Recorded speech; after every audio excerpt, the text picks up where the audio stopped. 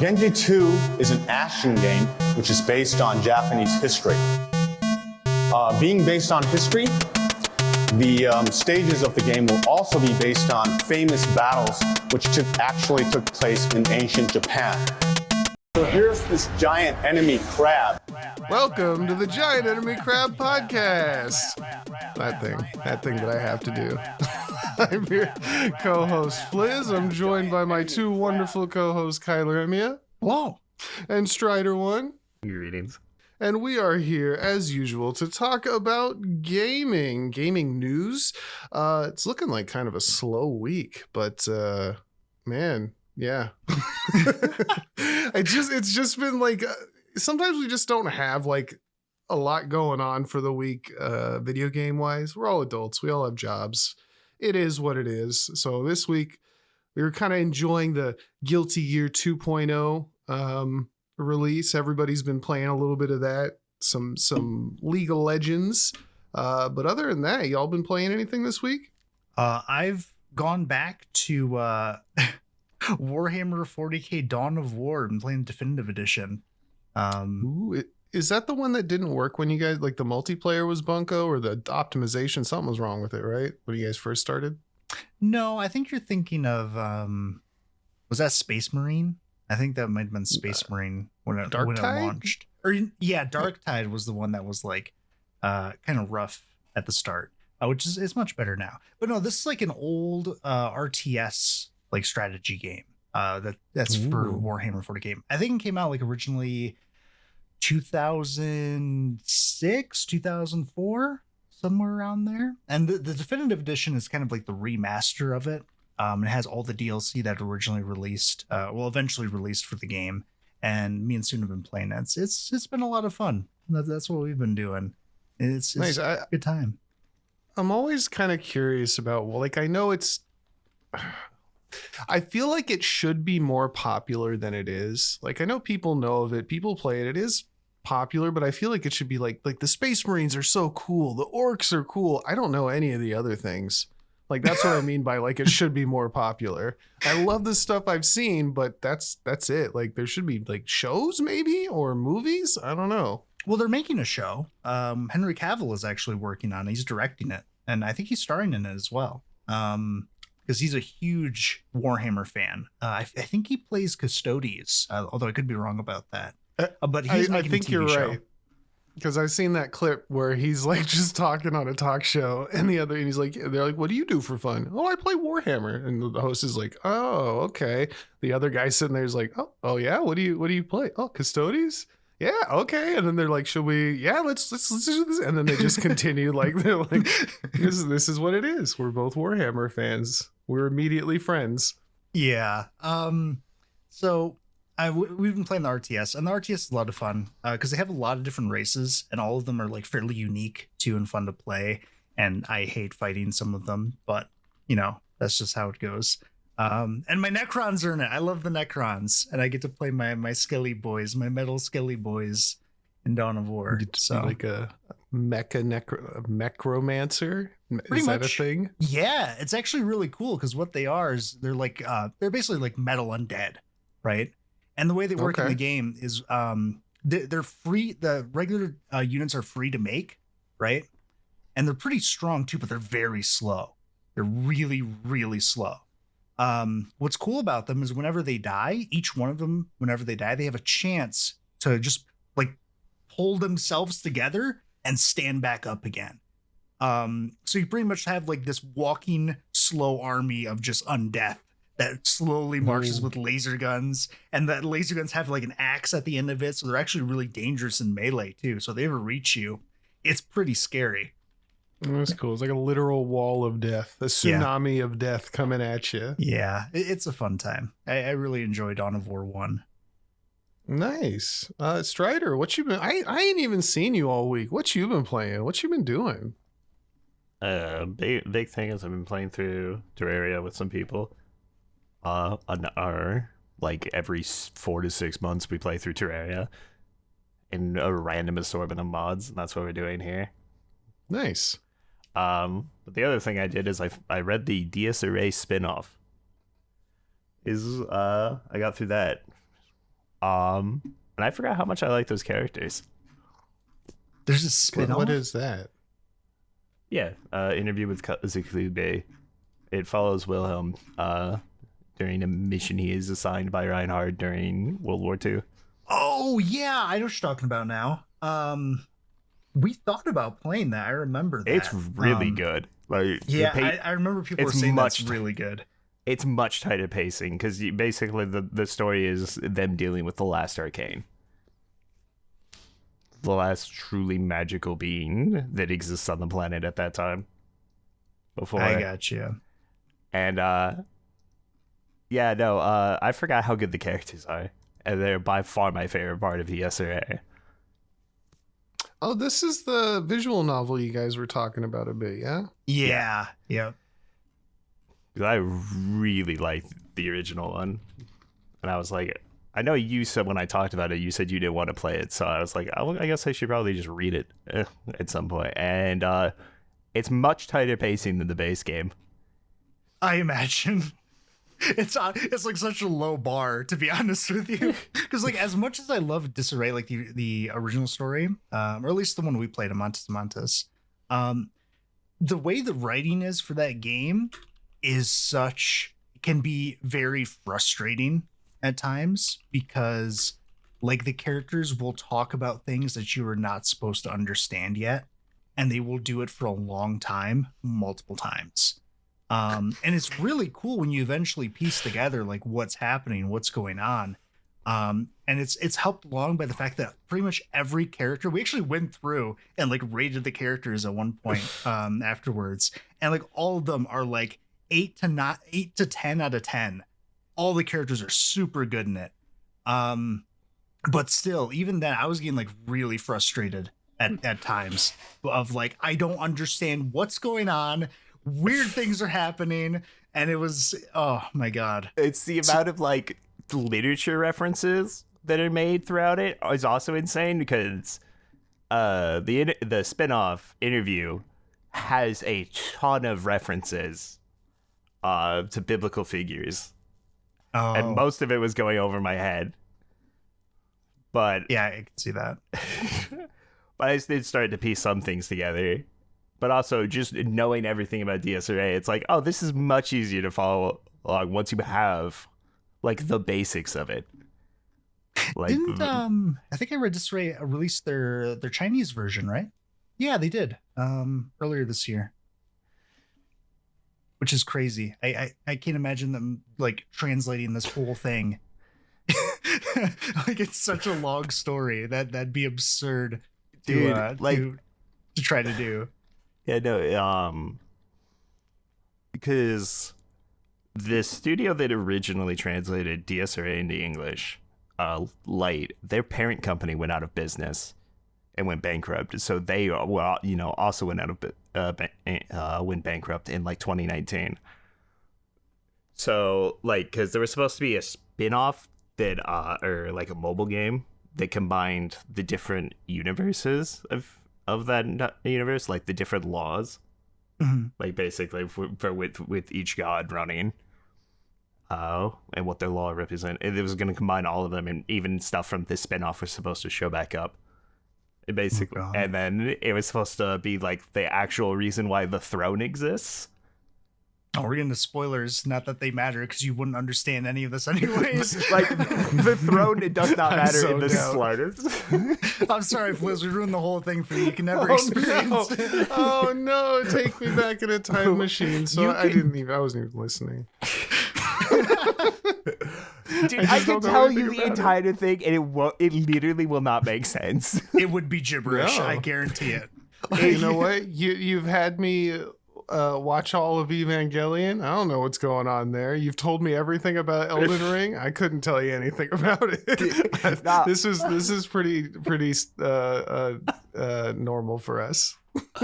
I made someone watch the DS3 anime with me, Lionel, and oh my god, they're just the entire time, what the is happening? Who was that? Who did we have try to watch the anime? Had a few people, but I ended up having someone watch it with me, like through all 17 episodes or whatever. Oh, did you? Yes, and they were going, what the f-? I was going, what the f-? Because there's things that show up that just don't show up in the visual novel at all. Like the battalion commanders, right? They have giant skeleton robot or like mechs that show up that are manifestations of their it's like their formation stage, because like they're never really used. Yeah.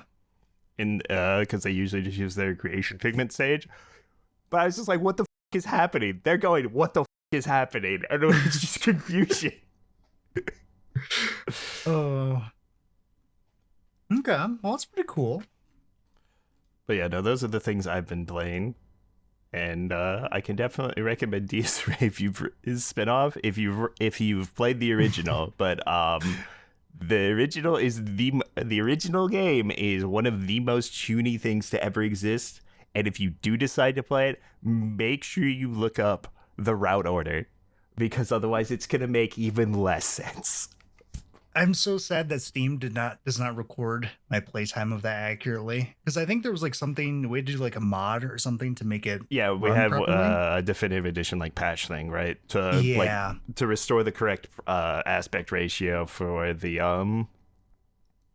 special or the CGs and all the other things.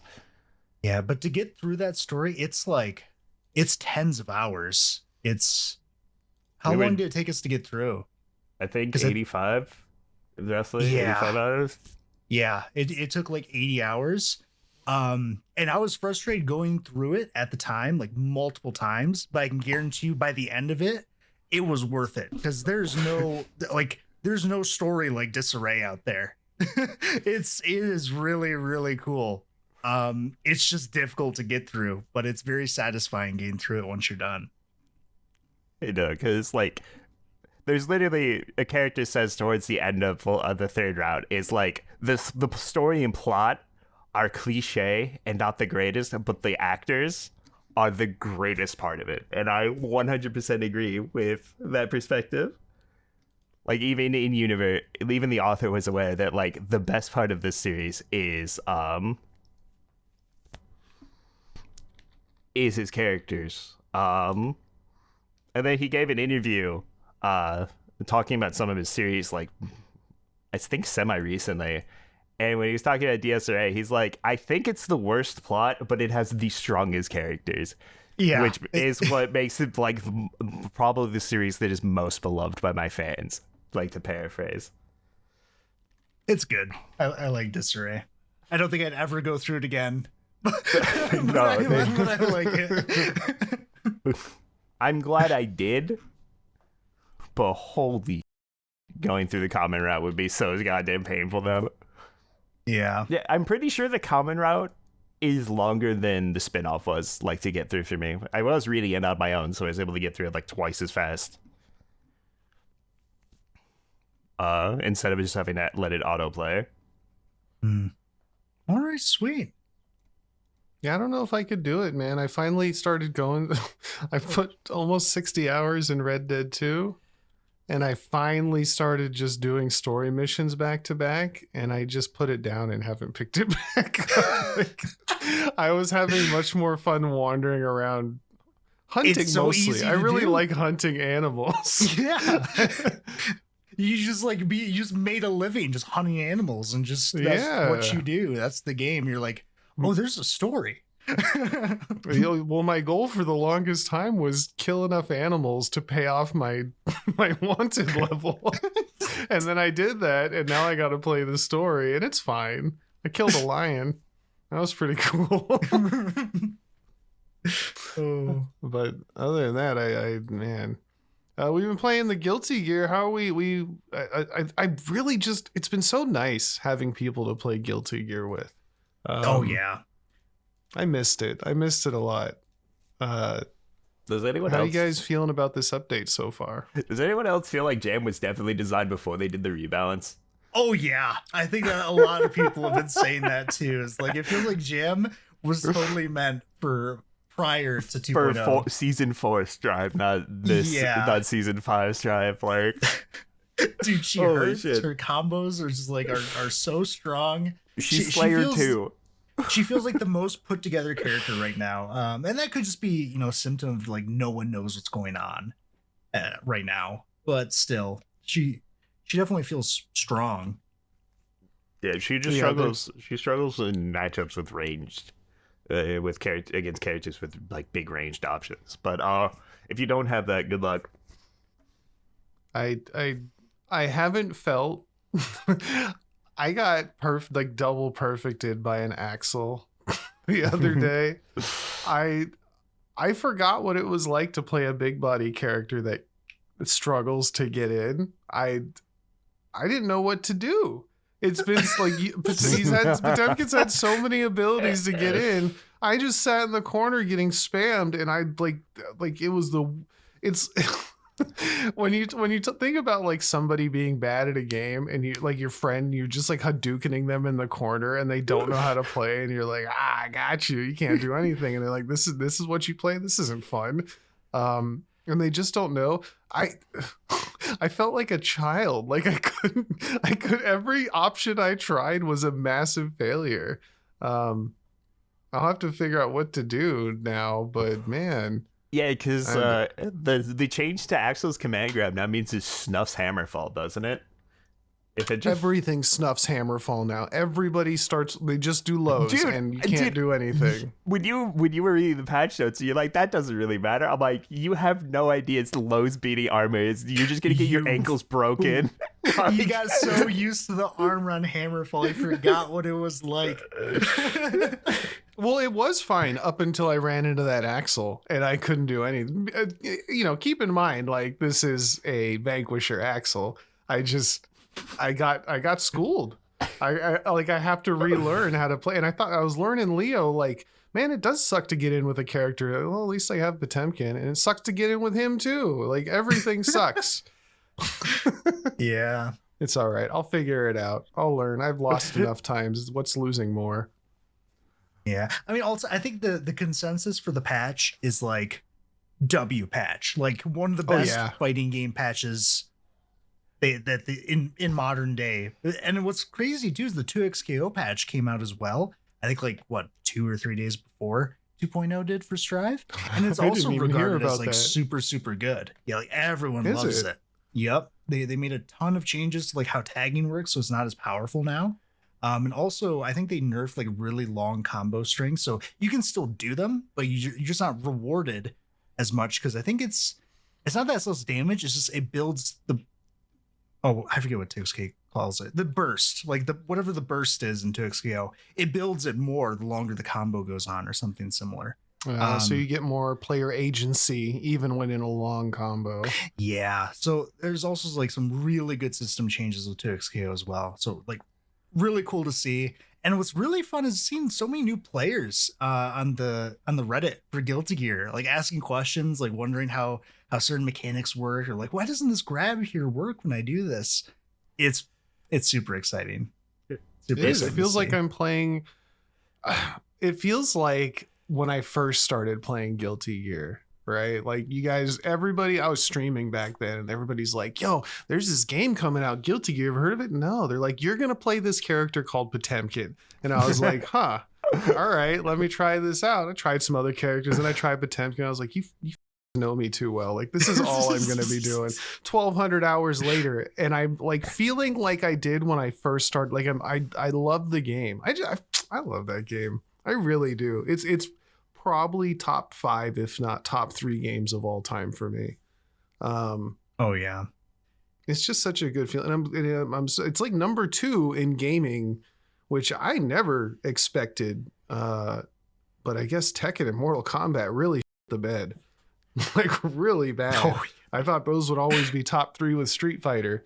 Not so much. They're Mortal Kombat rebooting their entire thing. What, the 3rd time in a row? I don't know. The other thing is like Invincible Versus is getting a lot of flack too. It is, but there's also a lot of people playing it, and it's just the beta too. Yeah. Yeah. Apparently the rage quitting issue got so bad that like the developers are going to address it. I didn't see what they're going to do, but Yeah. Well, Apparently that made that's sense. a huge 'cause problem. I don't know what it is about fighting games and why, because that's the thing even in Guilty Gear, at the very high end at least. You don't see it so much like outside of high tier Vanquisher. But people just quitting before loss has been a thing in Guilty Gear as well. And I think even in Street Fighter. And for some reason, like there's just no like punishment for doing that. You're just allowed. And I'm not sure why. I actually looked into it a little bit. Oh, did you? And I think the statements that have been made is that it's, I believe this was with Tekken. Tekken had a big problem with that. And they mentioned that maybe it was Guilty Gear. No, it's probably Tekken. For whatever reason, it's extremely difficult for the game itself. It wouldn't be the devs, would it? Maybe the devs. They can't really tell who quit the match when the match ends. Yeah, because it's peer to peer. That's why. That makes sense. So that's why it's never been like you get punished, or, you know, the best they've come up with is you can match with people who have a high percentage of finishing their matches, but you don't really get punished for people, or I guess people don't really get punished for rage quitting or plugging. Because they can't tell who it is exactly, and they can't tell if like maybe this guy's just got a connection that drops all the time and he's getting unfairly punished. Which sucks because, you know, you play League and that game bans you if you stand still for 60 seconds. Like, okay, Marvel is the same way.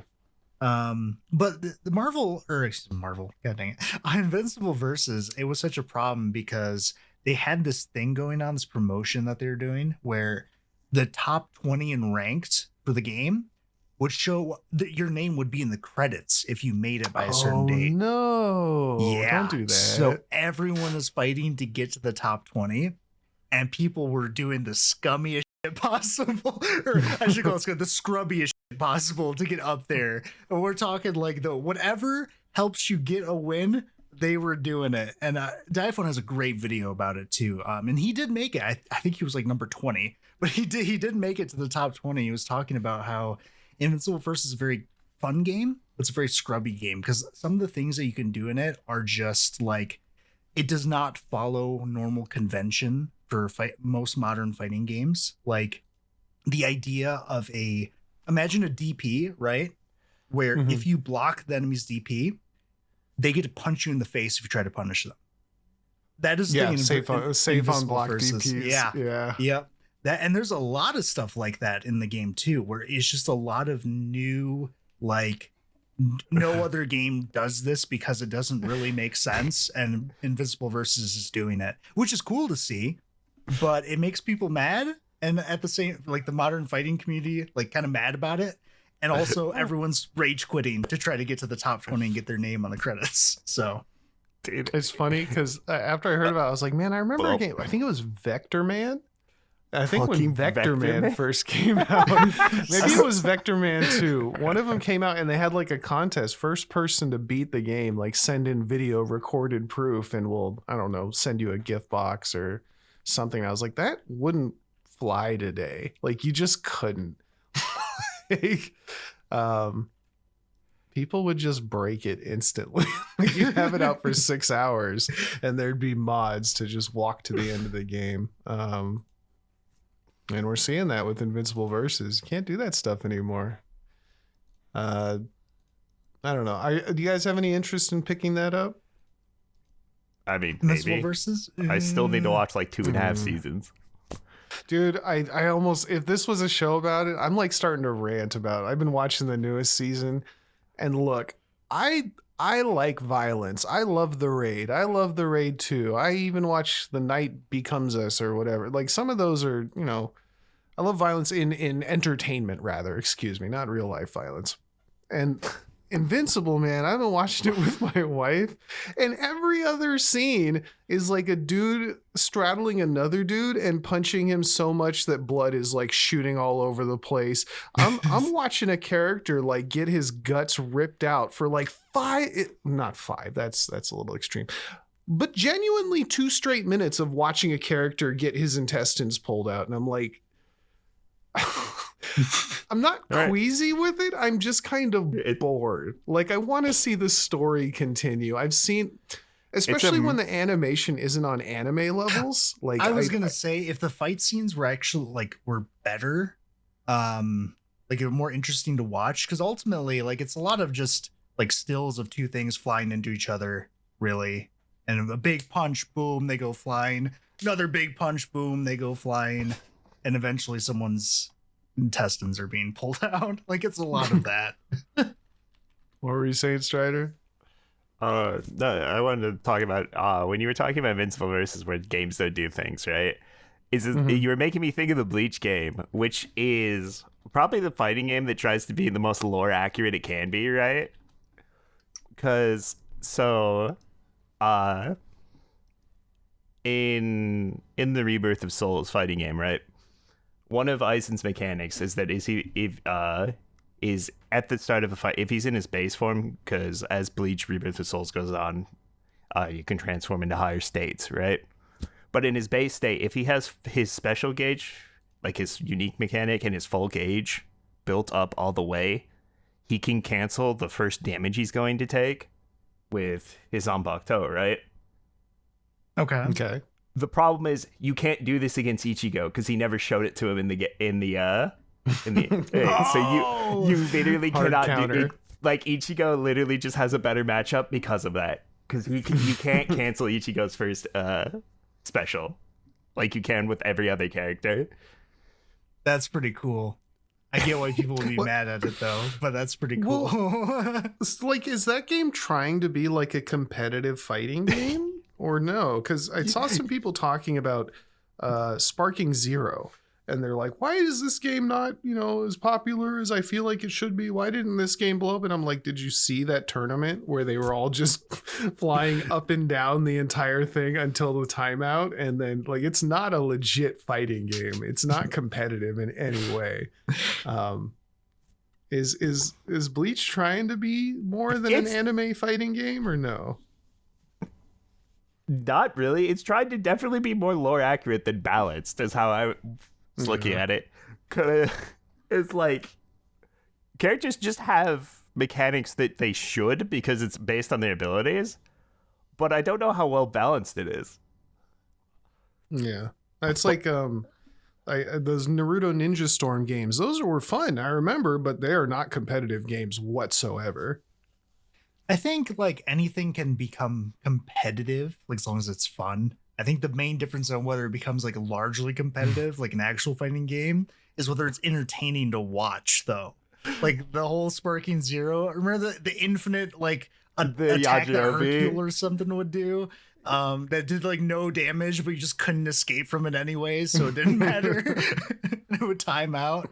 Like, No, what you did in Sparking Zero at one point was you got a life lead and you literally just ran yeah.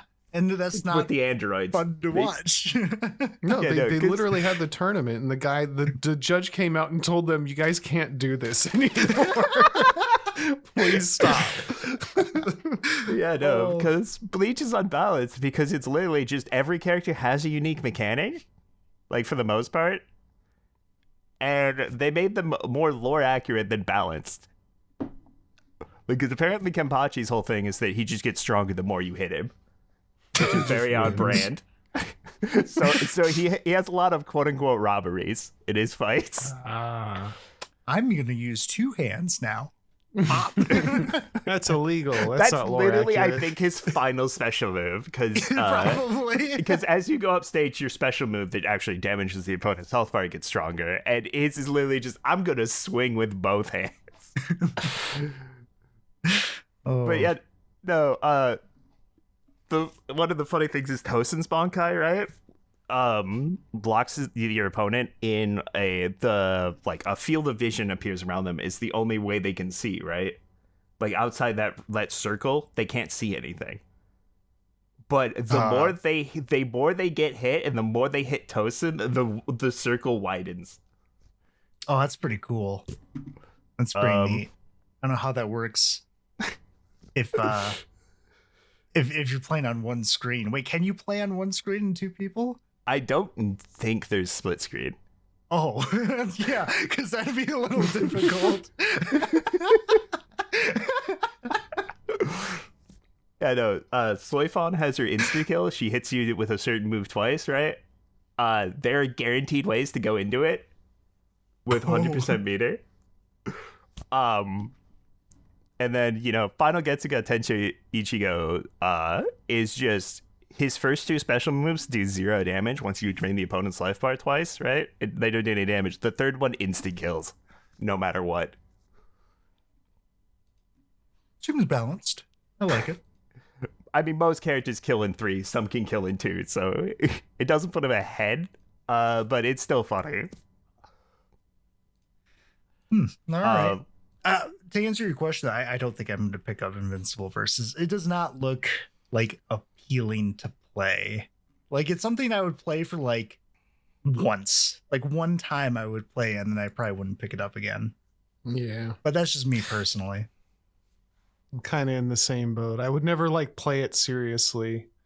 Just looking at like the combos and stuff. I want to get better at this. That's not something I think when I look at that game. Nah, I'm kind of the same way. But then again, my heart belongs to Guilty Gear, so I feel that way about every fighting game at this point. I guess we can go into news. I guess the one thing that I did see that I thought was kind of interesting is that Krafton is no longer the publisher for Subnautica 2. I did see that. Yeah. Yeah. If y'all don't remember, Subnautica 2 had a falling out within the company. I saw that, and I don't know if this is totally true, but the CEO had basically told them, hey man, if Subnautica hits, you know, a certain number of sales and income, profit, I will give you guys a $250 million bonus, as like not believing that wasn't even possible. And then Subnautica became the absolute banger that it is, that everybody loves and has played. And to this day, I still see, I'm so sick of TikToks where people play it and they're like, what's in the deep water? Like, you know by now. Everybody knows by now. Stop playing. I'm so tired of streamers lying about shit like that. Sorry. Book rant. It's just like, as a streamer, I literally knew other streamers who would tell me, hey man, don't tell people I know what happens. I'm trying to make it big for my stream. Like, streamers are liars. They're lying to you.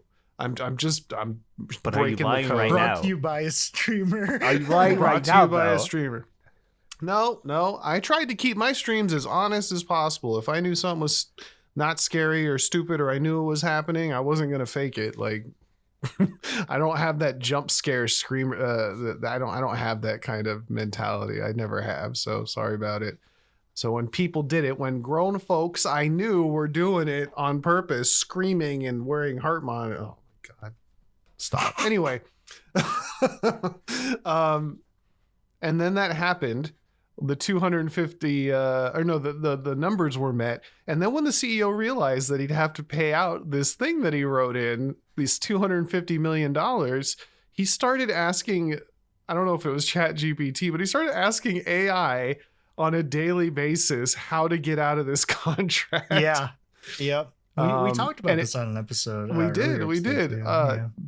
Apparently it wouldn't tell him, and he kept oh my God, there was a term I heard. It was something like prompt slop, where you keep prompting AI to do, like, you keep trying to get it to tell you a specific thing even though it's not really allowed to. I am guilty of this. I will try to get AI to say things it's not supposed to.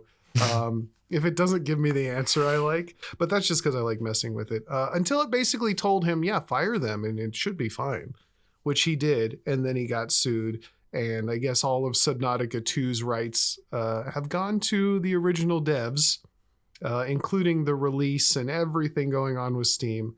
And so seeing that the developer has changed to Unknown Worlds Entertainment, it's kind of beautiful. I like seeing good news for people that make great things, not a CEO trying to get away with robbing folks of promises. You know, it's nice to see the devs come out on top for something. Are they officially like no longer involved in it, Krafton? That I'm not entirely sure. I just know that they are off the listing. Okay, yeah, because I also did see that they're no longer listed as like the official publisher, but Krafton made a statement to European Video Gamer saying that they're still going to like support the early access launch of Subnautica 2. So like their actual relationship between like the developer and Krafton the publisher is like it's pretty kind of in muddy waters right now. Like we don't actually know what's happening with them, but it does sound like a win for the devs at least, because that was really scummy what Krafton had done. That was crazy. I couldn't believe that was real. Yeah, don't make promises that you couldn't keep even on your best day. That's the lesson to be learned. Yeah. That was, I guess we could talk about Stop Killing Games. We got to see a little bit of Ross actually going to Parliament. Yeah. We didn't get to watch the whole thing, unfortunately. As I stated before, we have jobs. So we just didn't have time today. But as far as I can tell, this is like a real thing happening, you know. Oh, I lost my thing. Uh-oh. I know. Oh, I closed it. Son of a bitch. Send me to jail. Yeah,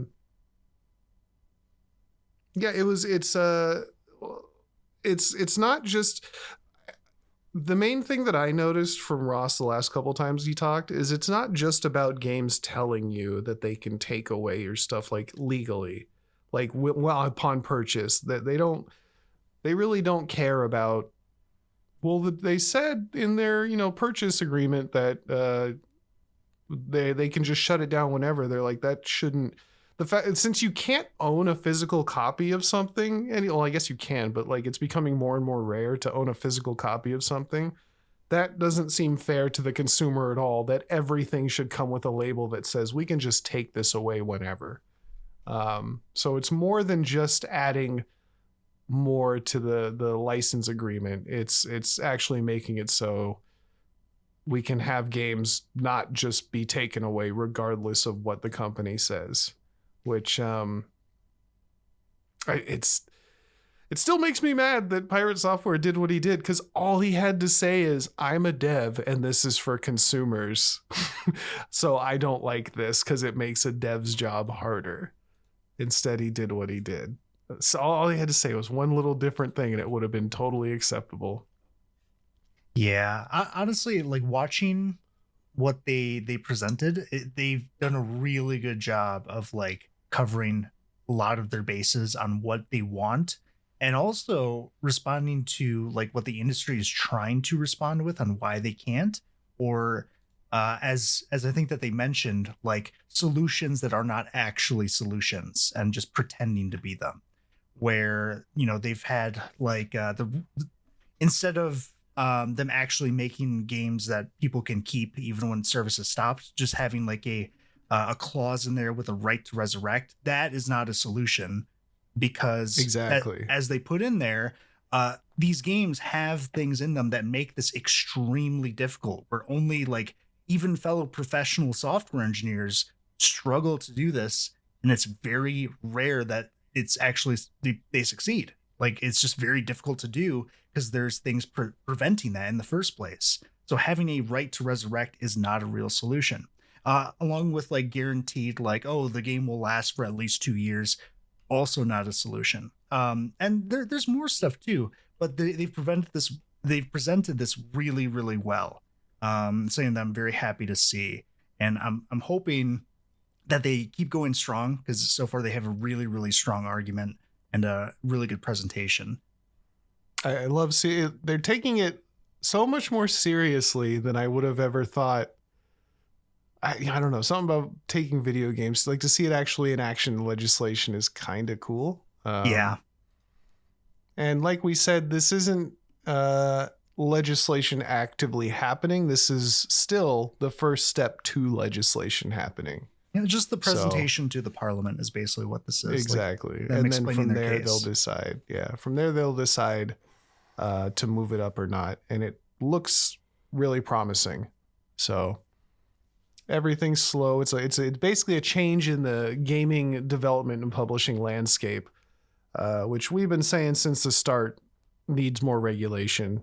I know some people don't like that, but I think consumers, devs, and even publishers need to be taken care of properly. So the only thing that's going to do that is regulation.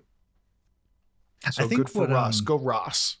What really surprised me too, like even me, in their presentation, they had some statistics where they analyzed, I think like 1,100 games around there. And they basically looked at like, when the game was shut down, did the publisher allow the game to still be played by the player, or was it eventually destroyed where it is no longer playable? And for like in most cases, over 90% of cases, the game is rendered inoperable. Like you cannot play the game anymore. And he also brought up that like the amount of games that do this is disproportional in regards to like the size of the developer and publisher, where it's mostly the very large publishers are doing this, not the like indie devs. Like it happens much more rarely for indie devs to have this than it does for large publishers like Activision, EA, Ubisoft, and etc. So yeah, but like really well done. I'm super stoked about the presentation they did here. Yeah, that's I don't know if the full thing is posted right now, but if you just I don't even know if you could, or what the YouTube thing would be. Go find it. Go check it out. Go look for the Stop Killing Games European Commission public hearing. Yeah, and there is like a full hearing highlights that's presented that only has the English presentators, but there is like a full one that has everyone, and it is auto dubbed, so you will be able to like understand, like it's all translated. So try to look for that one if you want the actual full hearing. Yeah, you can find that at the Multimedia Center for European Parliament. That's the full part of the hearing. So go check that out. That's kind of all I had. Y'all got anything this week? What were we talking about? There's something new coming out that you guys were going to explain to me that I don't know anything about. Maybe. I don't know. Was it Metro? What's going on with Metro? Yeah, the new Metro game. Metro 2039. Oh, I'm so excited. Which, you know, I've played the Metro games. If you don't know, they're like a horror survival shooter like game based on the books Metro. Sounds right up my alley. I struggled to get through them. One of them I beat, the other one I couldn't do. It was too much because I struggle with horror games. But I still love them. The Metro games are really fun. They're always on sale on Steam. And they announced a new one, Metro 2039, is coming out this winter of this year. And I'm excited. I'm excited for it. I think you compared it to like it looked like Fallout. Is that what you said? I mean, as somebody who has like on a scale of 0 to 100.1 knowledge about the game, it always just looked like Fallout with less Fallout stuff. I know nothing about it. It's here. I'll let Strider explain it. Go ahead. You can take it. I haven't played them, so I'm bit. Okay. We're prepared. Well, my Metro lore is definitely not up to snuff. So I've played one of them like fully. The other one I couldn't handle. It was too scary for me. What's the idea of the game? What am I getting into because they're all on sale for a super low price right now. What am I getting into if I hop in for $1? So Metro is a post-apocalyptic game that takes place in usually Moscow, and it just like the game or the name kind of implies, it takes place in the metro. It's in the tunnels underground because those are kind of like the only like safe places that are available to live in now, because the entire upper world is just like all, you know, nuclear wastes at this point, right? Okay. So they got some interesting stuff where you have people like trying to live and survive in this post-apocalyptic world, and the only way to really get around is through these subway tunnels. And there are a lot of scary things in those tunnels between the small pockets of civilization. And kind of like what you do in each game is a little different, but essentially the idea of the game, what you're going to be doing through the story, because it's very usually linear story, is it is a survival horror game that you have to scavenge and really like decide on what you do a lot. Because, and I ran into this when I played one of them. I ran into a situation where I just ran out of ammo. Like some of the things you fight in these games are just like really hard to shoot. And if you do hit them, they're very, very strong. So they don't die very fast. And is more than possible where you just run out of ammo and you just have to run for your life. And that's just what you're doing now until you find more. And on top of this, there's also like you have to manage like your gas mask because the filter that you have will run out. So you're constantly on a timer. And you have either like these mutants you have to fight, there are other human foes. There's things like in the environment that will try to murder you as well. And it is a very stressful game. It's a lot of fun.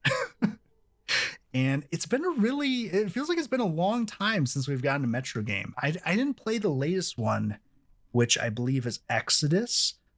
So for me, I haven't played one that hasn't come out in like a decade. So I need to pick up Exodus and try that before 2039 comes out. But I think you would like it, Fliz. I think I'm going to check out the book because apparently, like you said, it's based on a book. The author has posted the book in PDF file just for free wherever. Mm-hmm. Yep. I think I'm going to go ahead and give this a read. Apparently the translation's kind of like the downfall of it, but everybody has good ratings for it. Yeah, I think it's originally in Russian. Oh yeah, most definitely. It's written by Dmitry. Dmitry Glukovsky. I'm bad at pronunciations. I'm sorry. No, that was perfect. It's probably fine. No, I really like the Metro games though. They have a certain atmosphere to them that's really, really cool. So I'm happy to see another one. I'm kind of sad we didn't get more gameplay. They showed in the trailer like a cinematic, like in-game cinematic, but no like true gameplay. So we'll see. As far as gameplay goes, how closely does it relate to Fallout as far as go talk to this person, then do a thing, and then maybe get stuck on side quests forever and help our settlements under attack? They're pretty linear games. They're very I like that. Play through it. Yeah, you just play through it. Try to survive, find what you can, try to avoid this big scary things, but if they find you, then try to murder them or run away. Like it's Exodus, I know, is a little bit different because it's more open world. I don't think it's like true. It's not actually. It's Fallout. Open areas, from what I understand. Yeah. Like you go through one area, clean it out, and go on to the next. You don't really come back. Oh, you guys are selling me on this. I think you'd be a fan of it because it's something you just play, beat, and then you just get to enjoy and be done. It's like $2. It's like the older I get, the more I want. Like the fact that Resident Evil was like 7-8 hours was just beautiful to me. Like I just don't. I don't have it in me anymore, man. I know that good games aren't just, a game can be really long and really good, but there's just so much out there and time is so finite that I'm like, ugh. Well, I think it's also a symptom of just so many games trying to constantly vie for your time, like constantly having mechanics that try to drain like time away from other things that you're doing. Like they want more engagement from you to like keep you coming back all the time. So that's a lot of games right now. So I can definitely see why you'd be sick of it. I mean, I'm not sick of it. It's just, it's harder to get into a long game than it used to be. I mean, it's also my personal lack of free time, but I'm down for something that I can just, I don't feel like my time is wasted because I was just wandering around forever. I like linear stuff more than I used to. I used to hate it, but now I'm down. So, cool. Y'all got anything else? I guess while I'm going, I did have one thing. There's an article posted on comicbook.com by Sam Watanuki about a game that he had tested recently. It's called Dominus Automa. And this is a up and coming MMO, which, MMOs, they've been a hot topic because Ashes of Creation did so well for itself. Oh, speaking of, Steven Sheriff, the creator of Ashes, has denied spending any money on anything outside of the game. Oh, So, yeah, I'm sure. We'll keep you updated as that goes on. But those Magic the Gathering cards just ended up at his doorstep. He just didn't know where they came from. No, he got them on. They fell off the truck. But yeah, at PAX East this year, he worked with the Metashift Labs, is the name of them, where they're creating a new MMO with a very unique idea. I'm gonna be honest. When I read about it, it sounded like it was an idle game. So essentially, this is an MMO where your character plays the game themselves 24/7. Like they're constantly doing something, right? And you basically you don't control the character. You just tell them what to do, like what you want them to do, and they'll go do it, right? Okay. Now, the way this works is very literal in certain aspects.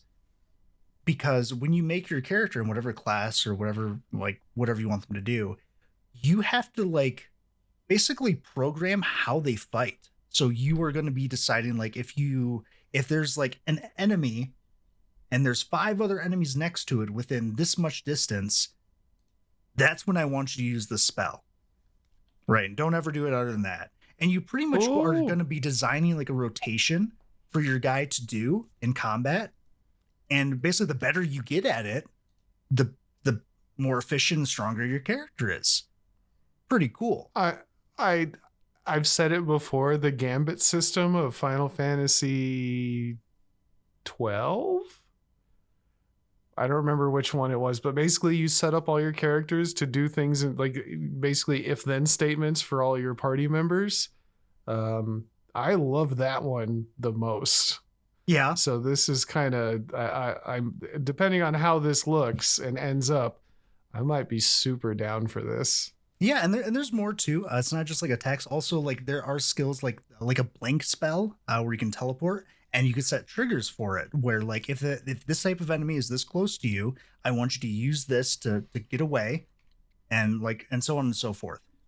Pretty cool idea. Still sounds kind of like an idle game, but pretty interesting, right? There's more though, because you are controlling the character in that way, but you are not the character. Your hero is actually their own person, and they actually have an AI-driven personality, and you can talk to them. And, oh no, you're losing me. And whatever you decide to have them do basically changes their personality. So if you just have them fight all the time, they're just going to be kind of it's described as harder and more direct, basically. But the reason for this, and there is a reason, it's not just for the fuck of it, right? Is because you can just tell them to do things. If you want them to go farm in an area, you don't control them and tell them to go there. You just go on your phone and say, hey, I want you to farm XYZ and such. And they'll be like, sure, whatever. And they'll just go do it. You put your phone away and you go back to do whatever you're doing at work. Right? And that's kind of oh, you can do it from your phone? Yeah. Oh, I'm on board. Let's go. I love a game that I can play at PC and on my phone. That's the number one, because I got to get up and do shit all the time. And on top of this, it is still an MMO. The economy is still going to be player driven. There's still going to be guilds. There's going to be territories. Everyone's going to be crafting. And this also avoids the issue of the whales that can just have no jobs and just constantly play the game. That's all they do. That's everyone now. Everyone is constantly playing 24/7. The only difference is how efficient can you make your character doing what you want them to do. That's the only difference now. Because other than that, everyone's on a fair playing field in regards to game time. You know what I mean? You don't even know how excited I suddenly got for this. Like, I remember, and I hate whatever Genshin Impact is, but I knew that like you could play it on your phone and your PC, and if it didn't set my phone on fire every time I booted it up, I would have played the hell out of that game. Yeah. See, this might be it for me. This might be the end of gaming for me. But that's what the game is kind of like advertised for, is for the people who love MMOs but don't have the time anymore. That is from the lead developer, or excuse me, the CEO of the company making this game, Metashift Labs. That is what this game is designed to be for. So if you're someone like that who like loves MMOs, but you just either don't have the time or don't have like the energy to do that, like that huge grind every day, and you just have other stuff going on, this might be something to pay attention to. So it's still like there's not really too much to go into yet. I don't have any other news besides like it exists and they're working on it. But yeah, it seems like something really interesting. And it's also like a implementation of AI that seems like it makes sense and is actually really, really cool. Oh man. Where did you hear about this? I am comicbook.com. I'm sorry. It's actually on there. You can wish list it on Steam right now. I already did. Oh, did you? Okay. I didn't know this was on Steam. You can wish list it on Steam right now. And yeah, it seems pretty cool. Oh man, I want to play it now. I hope there's like an early, you know what? I'm done with early betas. I tried to get into the California one. Negative. I tried to not Dead Space, Daylight, Dead, the zombie one, 3, so Dead something 3. State of Decay 3. State of Decay. Holy shit, dude. It's got zombies. They sent me an email, so maybe I'll get into that one. I've never had good luck with getting into these alphas and things. Yeah. They must hate me because they ain't me. That was my quick thing, so. Well, beautiful. Thank you for bringing that to my attention. I'm going to keep a big cyclopean eye on it. This is right up my alley. Is there anything you had today, Strider? The only thing is that Ubisoft accidentally revealed that they're doing an Assassin's Creed Black Flag remake titled Resync because it showed up on the Ubisoft launcher. Oh, that's not good. Apparently, we just got more information about it. It's supposedly set to be revealed on April 23rd. Embargo lists 12/15 that day, and we'll get more information on that day. I'm trying to remember if I played Black Flag.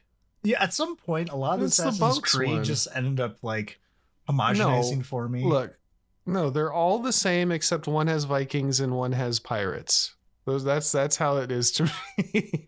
All the other ones are the same thing. One's in Japan, right? Did 3 have boats too? No, I don't know. I only beat 1. American Revolution? Yeah, didn't it have boats? I could have sworn. Maybe I'm going crazy. I could have sworn there was a boat that you could like pilot and you had to go out and fight other boats in 3. I don't think I played Black Flag. Because I thought I did, and I was like, maybe that was just Assassin's Creed 3. Because I don't really remember playing Black Flag at all. Ubisoft expects a $1 billion operating loss this fiscal year. Oh no! I thought you were gonna say like revenue for the remake or something, not like a loss. I'm just kind of shocked that like after every I thought the last Assassin's Creed would be their dying gasp, and euros. Excuse me, 1.5. That's worse. 1 billion euros. That's even worse. Mostly from game cancellations and delays. This is from globalbankingandfinance.com. Lawyers are expensive, man. They're getting sued how many times? I need a tracker. I need someone to make a website that just tracks how many lawsuits are going on against Ubisoft right now. Man. Yeah, they canceled a bunch of games. They are. Oh, I don't know how this business is gonna stay. Maybe this will do it. Maybe remaking one of their old games will bring them everything they want, right? No. Sure. Was Black Flag considered like a good Assassin's Creed game? Yes, that much I do know. Yeah. Okay, because that I just wasn't sure because I don't even remember playing it. People liked that one, and they liked the Viking one, I think. Although the Viking one, I think I heard they dragged on a bit more than people liked. And then the other ones kind of blend into each other. Except it's for like I think people it's like really 2 like and the second 4. one. I think Yeah, are the second one. Are the most common, like top ranked. But I know for sure the pirate one, everybody liked that. Oh yeah, so it made, what was it, $160 million almost? Yeah, that's a lot. Okay. Yeah, because I know, like, one of the games that just, Windrose, that just came out, apparently just kind of...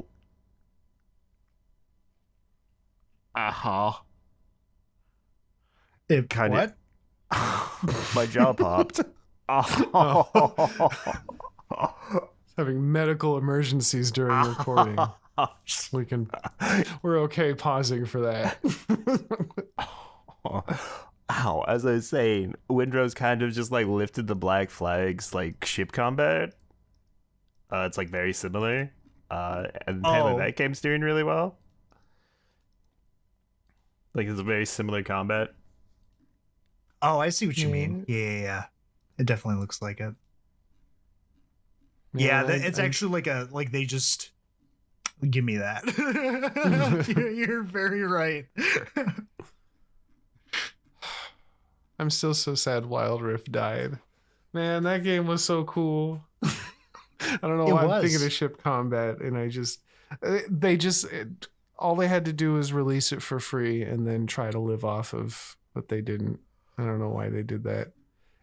Like, I don't know how some games, like Arc Raiders is an anomaly, but like you can't release with the market so flooded, you can't release an expensive like group multiplayer game anymore that costs money to start. You know what I'm saying? Yeah, well, even Arc Raiders, you can play that by yourself.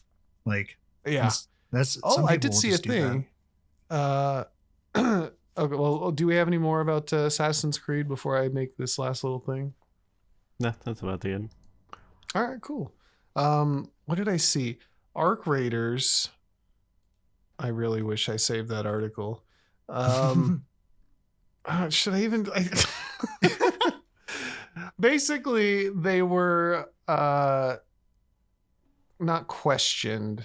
I don't know. Somebody got information. Some government agency looked into Arc Raiders, and found that I guess like only 30% of people actually really participate in the PvP, which is kind of shocking to everybody. That like even in extraction shooters, people kind of just want to be friends and and do the PvE content the most by a fairly large margin.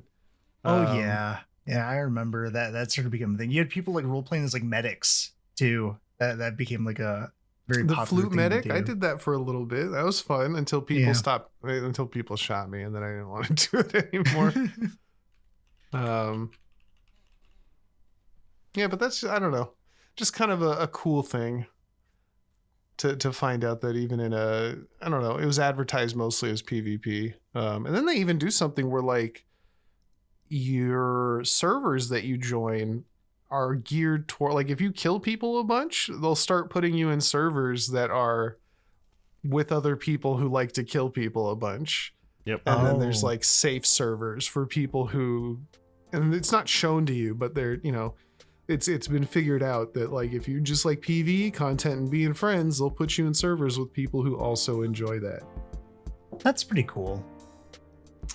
Which is why we got shot optimized every time. Yeah, it's my fault. I'm sorry. Every game we go into, Strider's running around like a little loot goblin, and I'm like, there's a person over there. Leave him alone. But I see him in my sights. Leave him alone. Dude, 2/3 of that game was just following you as you went. You're like, I hear murder potential. And you wandered away like a sociopath. It's funny how like diametrically opposed we are, because I'd go looking for fights and you'd go looking for loot, and like there was definitely a game or two where you just straight up left me so you could keep your loot. I was like, what the you can't just leave me here, man. You chose to fight, stupid. Oh, I guess so. There he goes. All right. And then you get all the cool stuff and I'm all broke for the next fight.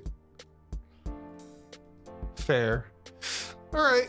If I played that anymore, I'd have more, but I just don't. I'll save Arc Raiders for the Peanut Gang. I'm good off of that. Anything else? Or are we golden? Are we good for today? I think that's it. I think we're good. Beautiful. Well, thank you so much for listening. Do us a favor, leave a like, or even better favor, I don't know, post us to a subreddit or something. I'm not going to do that myself because that feels weird. But share us, get some eyes on us. Tell your friends. Tell grandma. No, don't tell her. She's mad at me. I said some mean things about. Never mind. Start there. I'm going to, because that's the end of the episode. If you have any questions or comments, leave them on the episode or shoot us an email at giantenemycrabpod@gmail.com. Yeah, thanks a bunch for sticking around. We got 100 coming up. You guys got any ideas for episode 100? Probably something about video games. Oh, okay. All right. I'm still excited. Strider said he's got some magical cooking. I'm excited to see what he's stirring up in his pot. I'm scared. I'm also scared. Anyway, we'll get to it when we get there. We'll catch you next time. Goodbye. Goodbye. What?